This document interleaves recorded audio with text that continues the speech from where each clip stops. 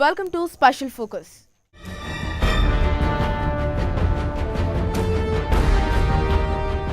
సర్దుకుపోయే గుణం, ఎదిరించలేని అసమర్థత, ప్రభుత్వాలకు బలైపోయే అమాయకత్వం, కుటుంబం పోషణ కోసం అనేక పాట్లు, వీటన్నింటితో బతుకు బండిని భారంగా లాగుతాడు సగటు మనిషి.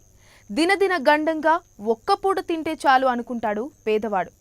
ఉద్యోగం ఇస్తే చాలు ఏ పనైనా చేయడానికి సిద్ధపడుతున్నాడు నిరుద్యోగి. ఇలా అందరూ సామాన్యులే, పేదవాళ్లే.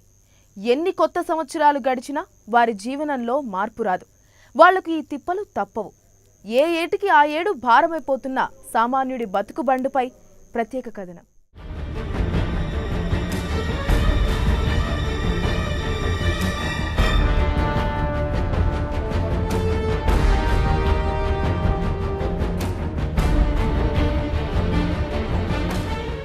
ఒకటో తేదీ వస్తే గుండెల్లో గుబులు, టీవీలో బ్రేకింగ్ న్యూస్ చూస్తే ఏ వార్త వినాలో అనే భయం, ప్రభుత్వం మారితే ఇంకేం పెరుగుతాయేమోనని వణుకు, కిరాణా షాప్కు వెళ్తే పెరిగిన రేట్లు, మార్కెట్కు పోతే చుక్కలను అంటే ధరలు, ఆఖరికి పెట్రోల్ కొట్టించాలన్నా ఆలోచించాల్సిందే.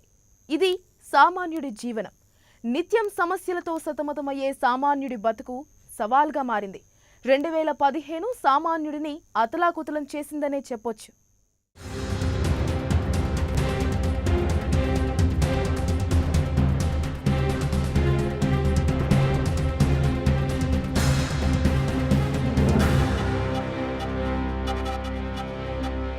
వచ్చే జీతం చారానా అయితే అయ్యే ఖర్చు ఆటానాలా మారింది ప్రస్తుత జీవనం. గ్రామాల్లో కరువు కాటేస్తే పట్టణాల్లో ధరలు నిలువున ముంచేస్తున్నాయి.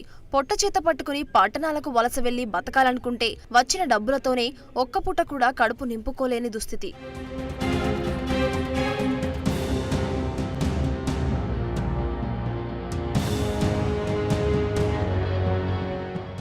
రెక్కాడినా డొక్కాడటం లేదు. ముప్పొద్దులా పనిచేసిన 3 ముద్దల అన్నం దొరకడం లేదు. ఇంటిల్లిపాది కూలీనాలి చేసినా పూట గడవడం కష్టంగా మారింది. ధరల సెగకు నిరుపేద జనం మాడి మసైపోతున్నారు.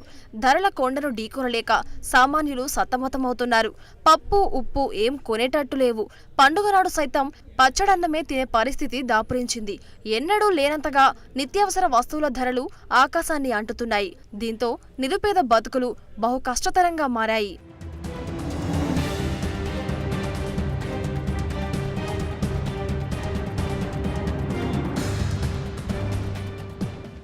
అడ్డు అదుపు లేకుండా పెరిగిపోతున్న ధరల కారణంగా కూలీనాలి చేసుకునే వారికి పూటకింత అన్నం దొరకడం లేదు. పేదల సంక్షేమం కోసం కోట్లాది రూపాయలు వ్యయం చేస్తున్నామని ప్రభుత్వాలు చేపడుతున్న ప్రచారాలు శుష్క వాగ్దానాలని తేటతెల్లమవుతున్నాయి.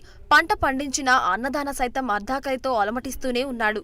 అలాగే పేద సామాన్య మధ్యతరగతి వర్గాల వారు కూడా నింగినంటిన నిత్యావసర ధరలతో విలవిల్లాడుతున్నారు. కాగా హోల్సేల్, రిటైల్ వ్యాపారులు సిండికేట్గా ఏర్పడి ఉన్న ధరలకు రెక్కలు తొడుగుతున్నా పట్టించుకునే నాథుడు కరువయ్యాడు.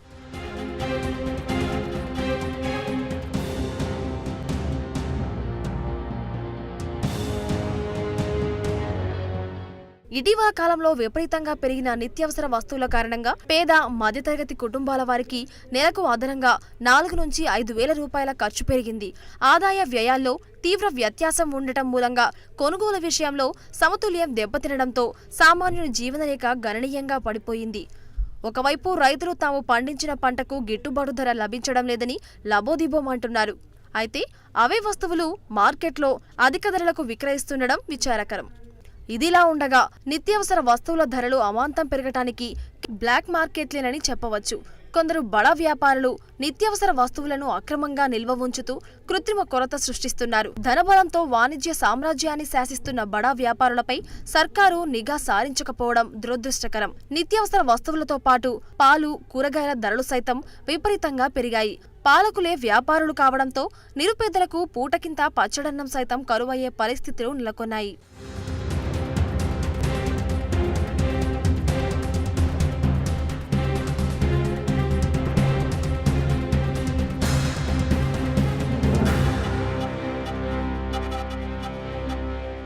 నిత్యావసర వస్తువుల ధరలు రోజురోజుకు పెరుగుతున్నాయి. పప్పులు, నూనెలకు తోడు ఉల్లిగడ్డ, కూరగాయల ధరలు నెంగినంటుతుండడంతో సామాన్యులు బెంబేలెత్తుతున్నారు. పేద మధ్యతరగతి వర్గాల ప్రజలు పెరిగిన ధరలతో ఏమీ కొనలేని పరిస్థితి దాపురించింది. ఆదుకోవాల్సిన రైతు బజారులలోనూ కూరగాయల ధరలు చుక్కలనంటాయి. అన్ని చోట్ల రైతు బజార్లు దళారులకు నిలయాలుగా మారాయి.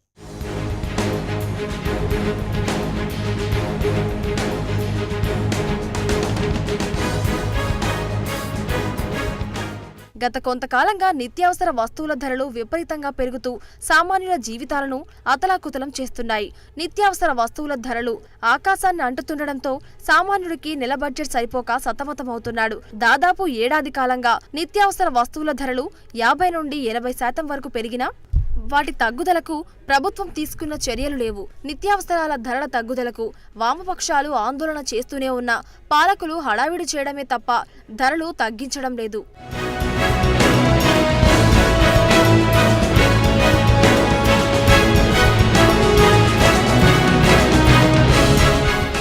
బ్లాక్ మార్కెటీలు, వ్యాపారులు నిత్యావసరాల వస్తువులను బ్లాక్ మార్కెట్కు తరలించి నిల్వ ఉంచుతూ ధరల పెంపునకు కారణమవుతున్నారు. అనేక చోట్ల పెద్ద ఎత్తున అక్రమ నిల్వలు ఉన్న పాలనా యంత్రాంగం వాటిపైన దాడులకు పూనుకోవడం లేదు. దీనికి ప్రభుత్వం ప్రత్యామ్నాయ విధానాలను తీసుకురాకపోవడంతో ధరలు ఒక్కసారిగా ఆకాశాన్ని తాకి సగటు కుటుంబాలకు శాపంగా మారాయి.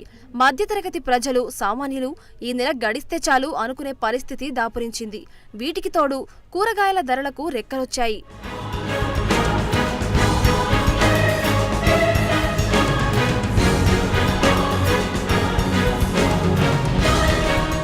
కూరగాయల మార్కెట్లలో సైతం ఏది కొన్నా కిలో 45 రూపాయల నుంచి 60 రూపాయల పైనే పలుకుతుంది.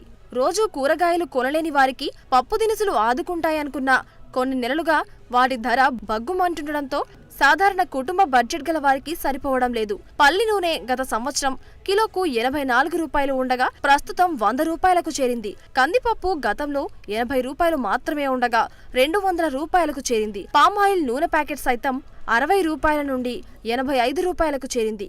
వీటికి తోడు పంచదార, మినపపప్పు, పెసరపప్పు, కొబ్బరి నూనె, శనగపప్పు, చింతపండు, నువ్వుల నూనె, మైసూర్ పప్పు తదితర నిత్యావసర వస్తువుల ధరలు అమాంతం పెరిగాయి.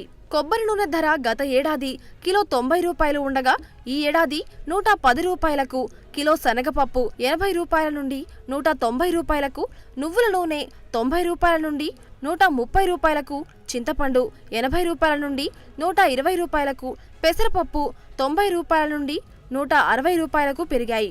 అలాగే కూరగాయలు కిలోకు టమాటా 30 రూపాయల నుండి 50 రూపాయలకి, క్యారెట్ 45 రూపాయల నుండి 60 రూపాయలకి, బీట్రూట్ 30 రూపాయల నుండి 48 రూపాయలకి, క్యాబేజీ 30 రూపాయల నుండి 44 రూపాయలకి, పచ్చిమిర్చి 35 రూపాయల నుండి 50 రూపాయలకు పెరిగాయి.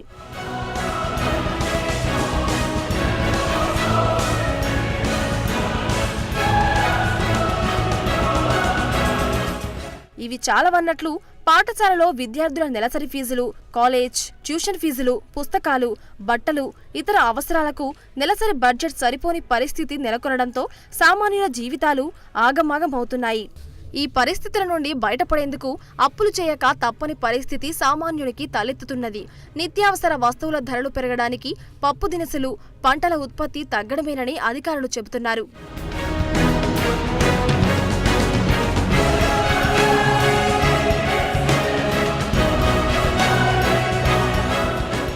వీటికి తోడు ఇటీవల కేంద్రంలోని ఎన్డీఏ ప్రభుత్వం ఒక్కసారిగా పెంచిన పెట్రోల్, డీజిల్, వంట గ్యాస్ ధరలు సామాన్యుల జీవితాలను అతలాకుతలం చేస్తున్నాయి.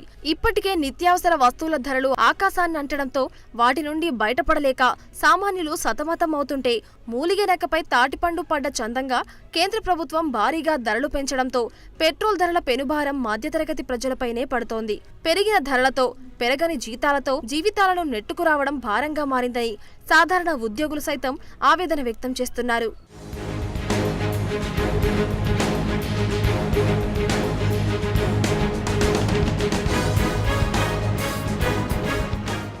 ఏ ప్రభుత్వం పనితీరుకైనా అసలు సిసలైన గీటురాయి ఏది? సామాన్యుల నిత్య జీవితమే కదా. ఏ పాలకుల సమర్థతకైనా సాక్ష్యమేది? ప్రతి పూట 4 వేళ్లు నోట్లోకి వెళతాయన్న పేదల నిశ్చింతే కదా. మరి బీజేపీ అధికారాన్ని చేపట్టిన ఏడాదిన్నర తరువాత పేదలకు పూట గడవడం గగనమైపోయింది. ఇందుకు కారణం నిత్యావసర సరుకుల ధరలు దారుణాతి దారుణంగా నింగికి దౌడు తీయడమే. తెలుగు రాష్ట్రాలను పాలిస్తున్న వారు ప్రజాపదంలో వేల మైళ్లు నడిచి ప్రజా జీవితంలో కష్ట నష్టాలను కాచివడబోసామని చెప్పుకున్నారు. తమకు అధికారం ఇస్తే ప్రజల జీవితాల్లో చిరునవ్వులు విరబూయిస్తామని, సౌభాగ్యం కురిపిస్తామని పదే పదే ఊదరగొట్టారు. మరి వారిని నమ్మి ఓట్లేసిన ప్రజలకు ఇప్పుడు ఏం జరిగింది? ధరల భారంతో వెన్ను విరిగింది. నిత్య జీవితం చిందరవందరైంది. ఏ వస్తువు రేటు చూసినా మండిపోతోంది. ఆ రేటు కూడా రేపు అలాగే ఉంటుందన్న గ్యారెంటీ లేదు.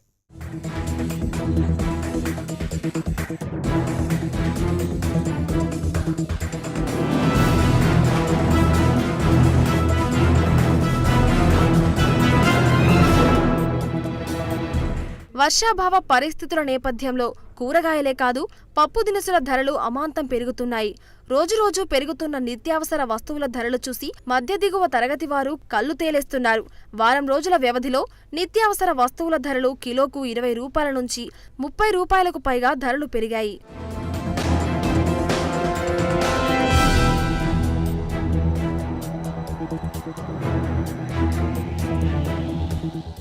నిత్యావసర వస్తువులలో ప్రధానమైనది ఉల్లి. ఏ కూర చేసుకోవాలనుకున్నా అందులో ఉల్లిగడ్డ ఉండాల్సిందే. అందుకే కాబోలు ఉల్లి చేసిన మేలు తల్లి కూడా చేయదనే నానుడి ఉంది. మేలు సంగతి దేవుడెరుగు కాని ఉల్లిగడ్డను కొనుగోలు చేయాలంటే దేవుడు గుర్తుకు వచ్చే పరిస్థితి ఏర్పడింది. రోజురోజుకు ఉల్లిగడ్డ ధర పెరిగిపోతుండటంతో సామాన్యుల గుండెల్లో రైళ్లు పరిగెడుతున్నాయి. కిలో ఉల్లి ధర అమాంతం 200 రూపాయలు అయిపోయి సామాన్యుడితో కంటనీరు పెట్టించింది. రోజు కూలీ పనులకు వెళ్లే తమకు వచ్చిన కూలీ డబ్బులు ఉల్లిగడ్డకు సరిపోతున్నాయని మహిళలు వాపోయారు.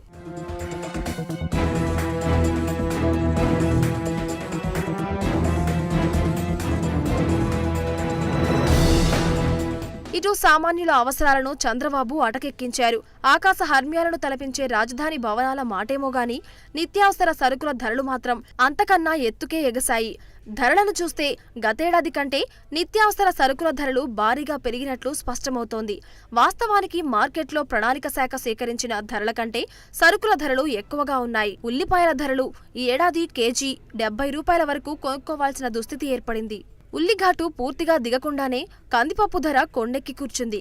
గతంలో ఎన్నడూ లేనంతగా కేజీ కందిపప్పు ధర 200 రూపాయలకు ఎగిసింది.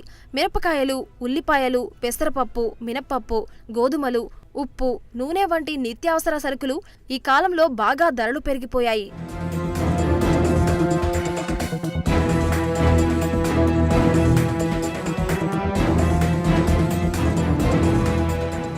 దీన్ని తీవ్రతరం చేస్తాం. పేద మధ్యతరగతి ప్రజానీకానికి కావాల్సినది అనువైనటువంటి పద్ధతుల్లో ఈ రేట్లు కనుక తగ్గకపోతే చర్య తీసుకుంటాం. ధరల నియంత్రణకి 5,000 కోట్ల స్థిరీకరణ నిధిని ఏర్పాటు చేస్తానని చెప్పినటువంటి ముఖ్యమంత్రి ఇవాళ నువ్వు చెవుల్లో ఏం పోసుకున్నావు? సీసం పోసుకున్నావా? కళ్ళల్లో ఏం పెట్టుకున్నావు? కారం పెట్టుకున్నావా? కనపడట్లేదా? వినపడట్లేదా అని అడుగుతున్నావు. నువ్వు చేసినటువంటి వాగ్దానాన్ని నువ్వు చెప్పు, చూపించు. అప్పుడు ప్రజలకు అందరికీ మంచి జరుగుద్ది. పెరిగినటువంటి ధరలు పెంచవలసి వస్తే స్థిరీకరణ నిధి నుంచి తీసి పెట్టినట్లయితే పేద మధ్యతరగతి ప్రజానీకం హాయిగా ఉంటారు. లేని పక్షంలో ఉద్యమం ఉధృతం చేసి తీరుతాం. బియ్యం ధర గతేడాదితో పోల్చి చూస్తే నగరంలో మినహా మిగిలిన 3 రెవెన్యూ డివిజన్లలో పెరిగినట్లు అధికారుల లెక్క. కానీ వాస్తవంగా అన్ని చోట్ల ధరలు ఎక్కువగానే ఉన్నాయి. బహిరంగ మార్కెట్లో నియంత్రణకు చర్యలు చేపట్టని ప్రభుత్వం కనీసం చౌక దుకాణాల ద్వారా పంపిణీ చేయాల్సిన కందిపప్పును కూడా పూర్తి స్థాయిలో ఇవ్వడం లేదు.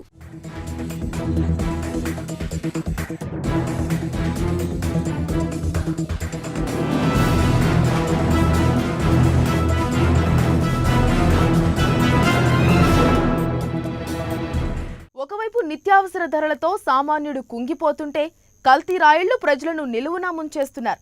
ఉదయం నిద్రలేచింది మొదలు రాత్రి పడుకునే వరకు వాడే పేస్ట్ నుంచి తాగే పాల వరకు వినియోగదారుడికి కల్తీ లేని వస్తువే దొరకడం లేదు. ఒక్క ముక్కలో చెప్పాలంటే నిత్యావసరాలే టార్గెట్గా కల్తీ మాఫియా రాజ్యమేలుతోంది. ఈ నకిలీలు మానవ మనుగడనే ప్రశ్నార్థకంగా మారుస్తున్నాయి.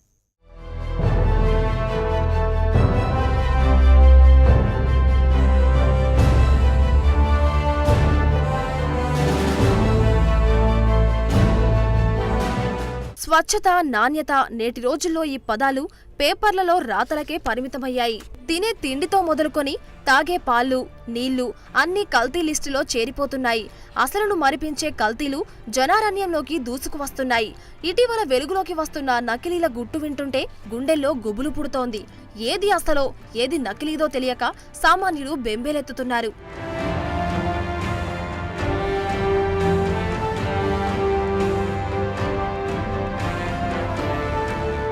నిత్యావసర వస్తువులలో అనవసర వ్యర్థాలను కలపడం, వాటిని అసలు వస్తువులుగా చలామణి చేయడం నేరం. దీనినే కల్తీ అంటారు. ఈ కల్తీలు ప్రజల ప్రాణాల మీదకు తెచ్చిన సందర్భాలు కూడా ఉన్నాయి. మార్కెట్లో ఏ వస్తువుకు డిమాండ్ ఉంటుందో, ఏ వస్తువుకు ధర ఎక్కువగా ఉంటుందో ఆ వస్తువునే లక్ష్యంగా చేసుకుని కల్తీ రాయిళ్లు తమ దందాను సాగిస్తున్నారు.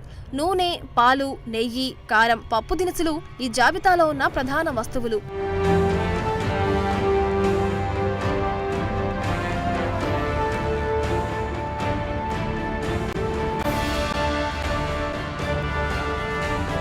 కల్తీకి ఇప్పుడు పసుపు, వనస్పతి, నిత్యం వంటల్లో వాడే జీరా, మిరియాలు, గసగసాలు లాంటి మసాలాలు కూడా తోడయ్యాయి. కాదేది కల్తీకి అనర్హం అన్న చందంగా అన్ని వస్తువులకు అద్దినట్టు నకిలీలు తయారు చేసేస్తామంటున్నారు కల్తీ రాయిళ్లు. వీటి తయారీకి అధునాతన యంత్ర పరికరాలు, ప్రాణాంతక రసాయనాలు వాడుతున్నారు. ఇంకా మాట్లాడితే అసలు మూల పదార్థాలతో సంబంధం లేకుండా కూడా నూనెలు తయారు చేసి అమ్మేస్తున్నారు. జంతు కళేబరాల నుంచి తీసే కొవ్వులతో తయారయ్యే ఆ నూనెలు తింటే అడ్డమైన రోగాలను కొని మరీ తెచ్చుకున్నట్టే.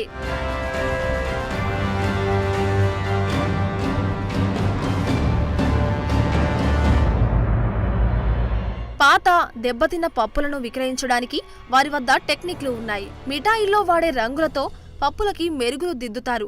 చేతుల్లోంచి జారిపోతూ నిగనిగలాడే పప్పును చూసి ఇదే నాణ్యమైందనుకుని వినియోగదారులు వాటిని కొనేస్తారు. నిజానికి నాణ్యమైన పప్పు అంతగా మెరవదు. మినపప్పుని మెరిపించేందుకు ఫేస్ ని మెరిపించే టాల్కం పౌడర్ ను వాడుతుంటారు. షైనింగ్ గ్రాండ్ గా కనబడుతున్న చేతిలోకి తీసుకున్న పప్పుకి పిండి పిండిగా ఉంటే దాన్ని అనుమానించక తప్పదు. ఇక నెయ్యి విషయానికి వస్తే అసలు కంపెనీలకు కూడా దిమ్మ తిరిగేలా నకిలీల వ్యవహారం ఉంది. ఎక్కువగా వనస్పతిని కలిపి అన్ని ప్రముఖ బ్రాండ్ల పేర్లు వాటికద్ది మార్కెట్లోకి వదిలేస్తారు. సాధారణ ఉష్ణోగ్రతలో స్వచ్ఛమైన నెయ్యి గడ్డకట్టదు. బాగా చల్లని వాతావరణంలో మాత్రమే అది గట్టిపడుతుంది. వనస్పతి కలిపిన నెయ్యి సాధారణ వాతావరణంలోనూ గడ్డకడుతుంది. వేడి చేస్తే గానీ కరగదు.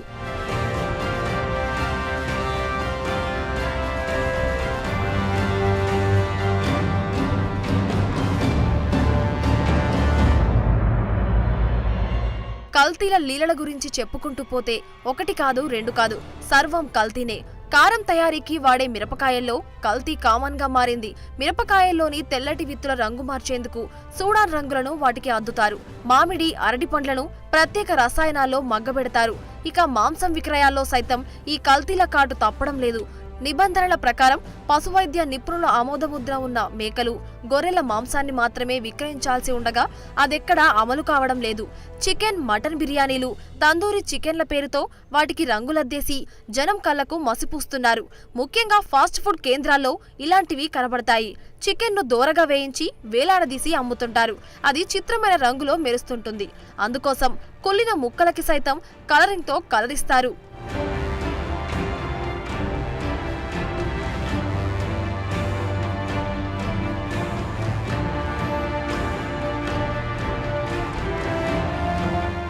కల్తీ ఆహారాలతో ప్రజారోగ్యం దెబ్బతింటోంది. కల్తీ ఆహారం వల్ల దీర్ఘకాలంలో మధుమేహం, అధిక రక్తపోటు వంటి అనారోగ్య సమస్యలు చుట్టుముడతాయి. జీర్ణకోశ సమస్యలు, క్యాన్సర్ వంటి ప్రమాదకర జబ్బులకు దారితీస్తాయి.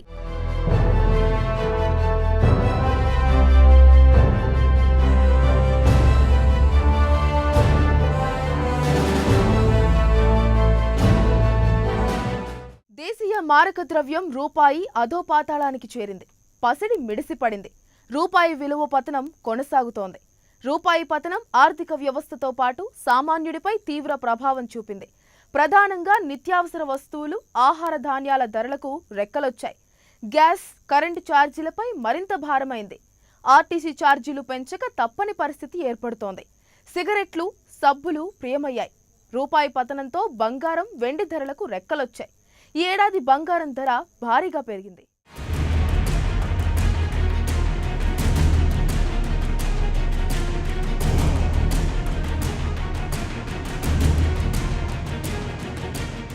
ఇంధన వనరులపై ప్రభుత్వాలకు మొదటి నుంచి సరైన అవగాహన, శ్రద్ధ లేదు.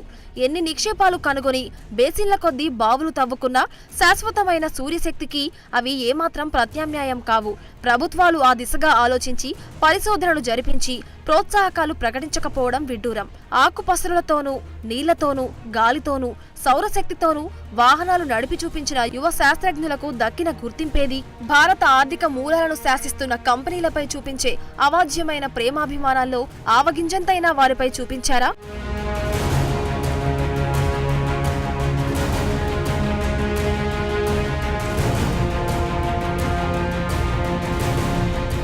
పెరుగుతున్న జనాభాకు, భవిష్యత్ తరాలకు సరిపడే ఇంధన నిల్వల గురించి ఆలోచించరు. సరైన రోడ్లుండవు, పబ్లిక్ ట్రాన్స్పోర్ట్ సవ్యంగా ఉండదు, ఉన్న అన్ని రూట్లలో తిరగదు. ఇవేమీ లేకున్నా ఇబ్బడి ముబ్బడిగా కార్ల కంపెనీలకు, మోటారు వాహనాల పరిశ్రమలకు పర్మిట్లు మాత్రం ఇచ్చేస్తారు. అవన్నీ రోడ్లపైకొచ్చి ఉన్న చమురంతా అరాయించుకొని కాలుష్యాన్ని వెదజల్లుతుంటే ఆ తర్వాత సబ్సిడీలని, నష్టాలని ధరలు పెంచి రెట్టింపు ధరలు చెల్లించి దిగుమతులు చేసుకుని పైపులు తవ్వుకుని పక్క దేశాల దయాదాక్షిణ్యాలపై ఆధారపడతారు. అమెరికా తుమ్మినా అదిరిపడటం నేర్చుకున్నారు కాబట్టి ఇతర దేశాలతో ఏవైనా చమురు ఒప్పందాలవి చేసుకున్నా అవి సఫలమయ్యే ఛాన్సులు లేవు. అమెరికా వద్దంటే కిక్కురు మనకుండా ఒప్పుకోవాల్సిందే. ప్రపంచ చమురు సంక్షోభానికి భారత్ కారణమని అమెరికా అంటే నంగిగా నీళ్లు నమలడం తప్ప నోరు పెగల్చే సాహసం కూడా చేయరు.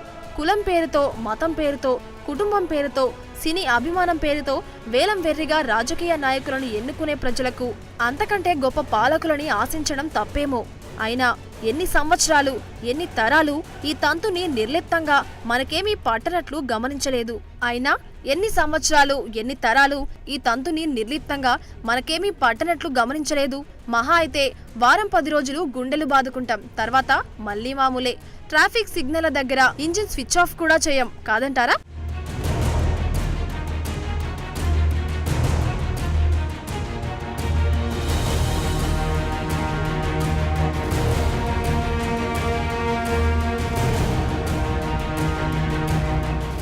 ఏడాది కాలంగా వరుసగా జనం నెత్తిన పెట్రోల్ బాంబులు పడుతూనే ఉన్నాయి. నెలలో కనీసం 2 సార్లు చొప్పున 2015లో 26 సార్లు పెట్రోల్, డీజిల్ ధరలను పెంచడం, తగ్గించడం జరిగింది.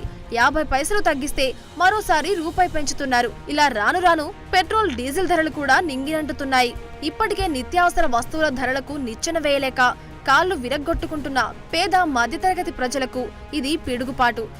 మామూలుగా సవరించిన ధరలు అర్ధరాత్రి నుంచే అమల్లోకి వస్తాయి.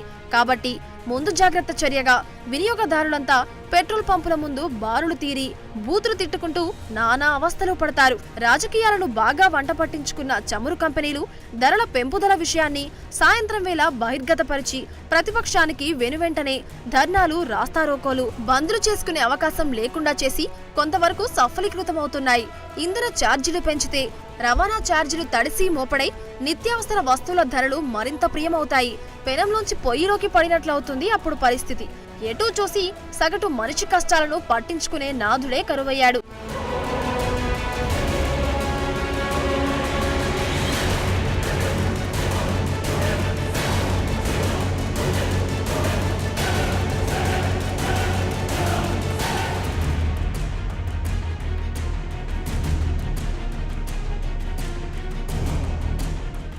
ఇక పుత్తడి వెలుగులకు గ్రహణం పడుతోంది.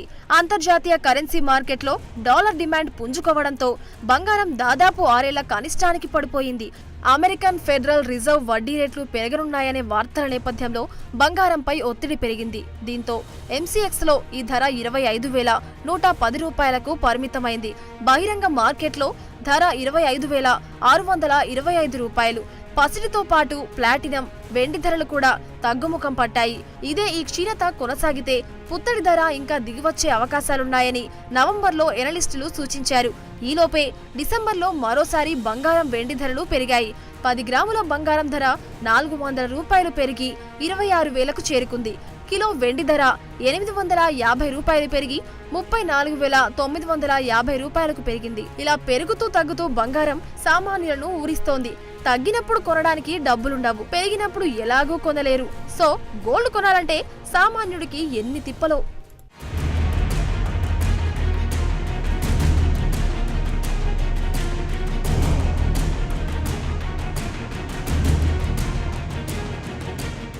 సామాన్యుడు పుట్టుక దగ్గర నుంచి చావు వరకు సమస్యల సుడిగుండంలో కొట్టుమిట్టాడుతాడు. నాయకులకు ఎన్నికల సమయంలో, అధికారులకు సర్వే చేసే సమయంలో సామాన్యుడు గుర్తొస్తాడు. నిరుద్యోగం, పేదరికం ప్రజల పాలిట శాపంగా మారింది. ఏళ్లు గడుస్తున్నా సామాన్యుడి తలరాత మాత్రం మారడం లేదు. ఎంతో మంది నాయకులు వస్తున్నా హామీలకే పరిమితమవుతారు. పెరిగిపోతున్న జనాభా, అవసరాలపై సరైన అవగాహన లేని ప్రభుత్వాలు సామాన్యుడిని ముప్పతిప్పలు పెడుతున్నాయి. 2016 అయినా సామాన్యుడికి మంచి చేకూర్చాలని కోరుకుందాం. ఇది వాటి స్పెషల్ ఫోకస్. మరో స్పెషల్ ఫోకస్లో మళ్ళీ కలుద్దాం.